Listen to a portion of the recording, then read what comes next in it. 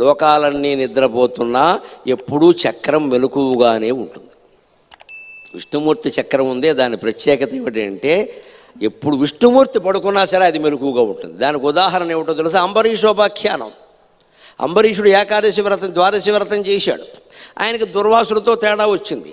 దుర్వాసుడు ఆయన ఏకంగా మింగేయడానికి కృత్య అని ఒక రాక్షసిని పుట్టించాడు. ఈ కృత్య అంబరీషుడు వెంటబడింది కదా, అంబరీషుడు కంఠాన్ని నరుకుదామని చూసింది, లేదు, ఉక్కు భీముళ్ళ ఉన్నాడు ఆయన, ఉక్కు భీముళ్ళలాగా, అస్సలు వీలు కావట్లేదు. దెబ్బకి వైకుంఠం నుంచి చక్రం బయలుదేరింది, అది కృత్య వెనకాల పడింది. భక్తుడిని మరి శిక్షిస్తే భగవంతుడు ఊరుకుంటాడా?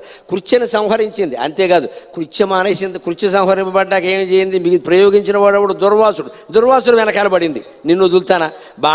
బాణాన్నే వదలలేదు నేను, బాణం వేసిన వాడిని ఎలా వదులుతాను అని దుర్వాసుడు వెనకాల పడితే దుర్వాసుడు అన్ని లోకాలు తిరిగాడు. చివరికి దిక్కులేక వైకుంఠానికి వెళ్ళాడు.